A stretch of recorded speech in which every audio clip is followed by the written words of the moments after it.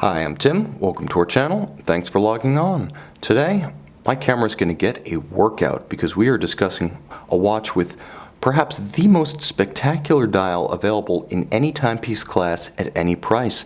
It's the Grand Seiko Hi-Beat GMT SBGJ227, a limited series of 700 for 2017, better known as the Peacock. You can see and you can purchase this Hi-Beat GMT with spectacular Peacock-inspired textured green lacquer dial on our website.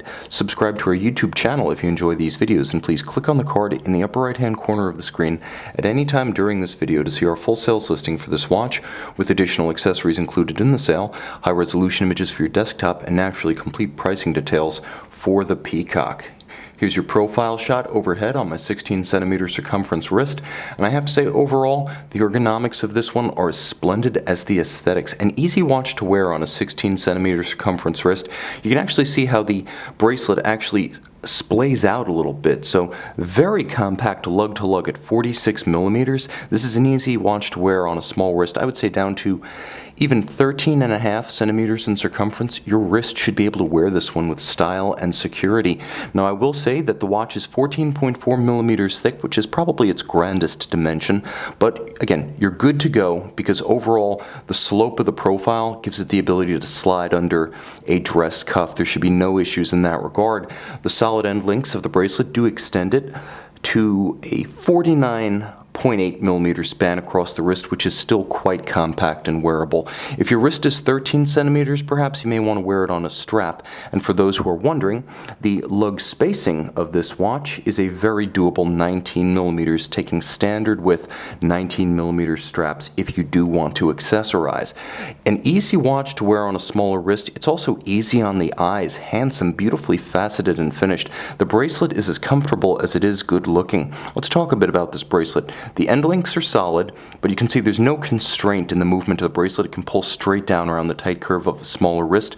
The individual links are nicely made, and a great deal of thought has gone into the finishing, with polishing on the intermediates, polishing on the outer flanks, a hairline bevel that aligns perfectly down the flank of each individual link, and satin to break up the mass of metal.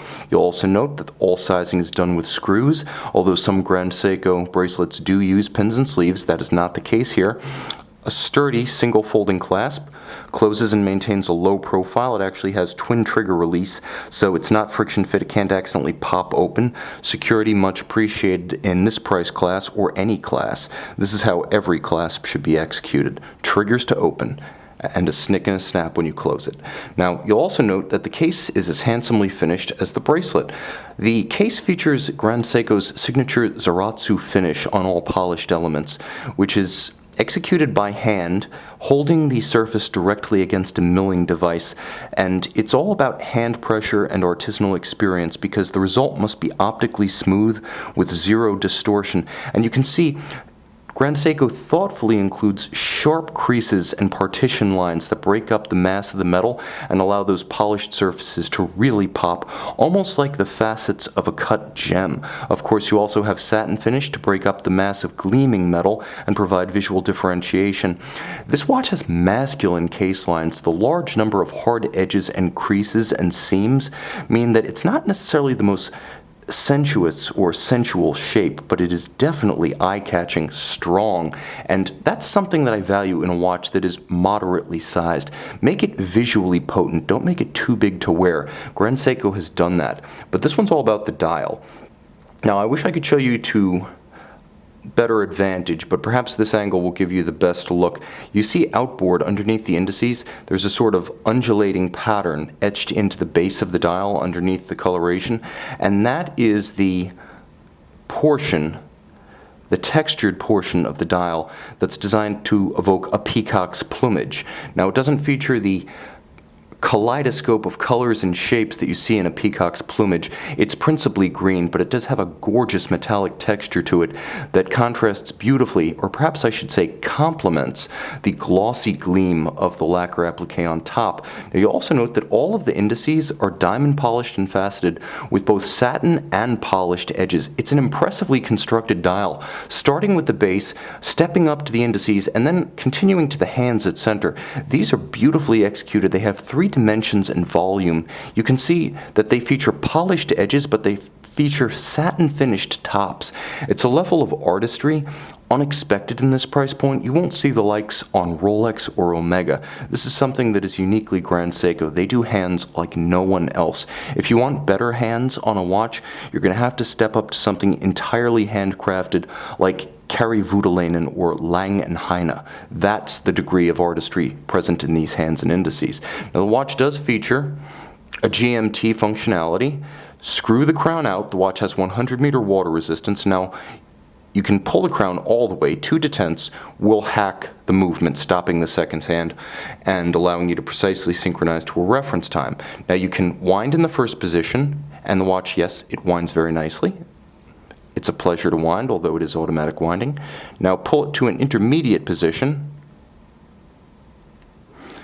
and you get the ability to set the local time zone separately from the reference time zone. The reference time zone features a 24-hour Rayhot outboard of the dial. It is a 24-hour format hand, and it pops nicely in gold to match the Grand Seiko applique and the GMT script.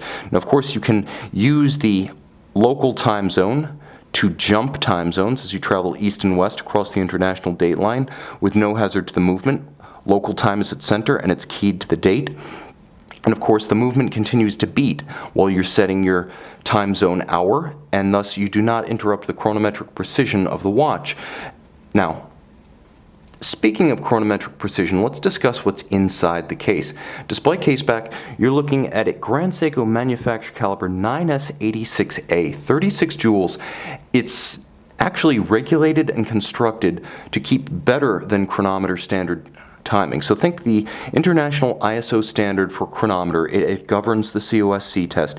3159 calls for no worse than -4 +6 per day, while Grand Seiko specifies no worse than +5 -3 per day on this in-house caliber 9S86A. It's automatic winding, adjusted in an exceptional 6 positions. 5 positions of adjustment is common for chronometers. It features a 55-hour power reserve, hacking, a dual-time functionality with the 24-hour hand. It's protected to 100 meters. It features a 36,000 vibration per hour beat rate, so it beats 10 times per second or 5 hertz, just like a Zenith El Primero. It's nicely executed, and yes, it is assembled and regulated by hand by a Grand Seiko watchmaker. Technically proficient, aesthetically accomplished, comfortable to wear, and stylish in any company, this is a great green watch, and more than that, it's a great watch objectively. Appropriate anywhere you are. This is the Grand Seiko Hi-Beat GMT SBGJ227, better known as the Peacock, a series of 700 pieces for 2017. See it and own it on our website.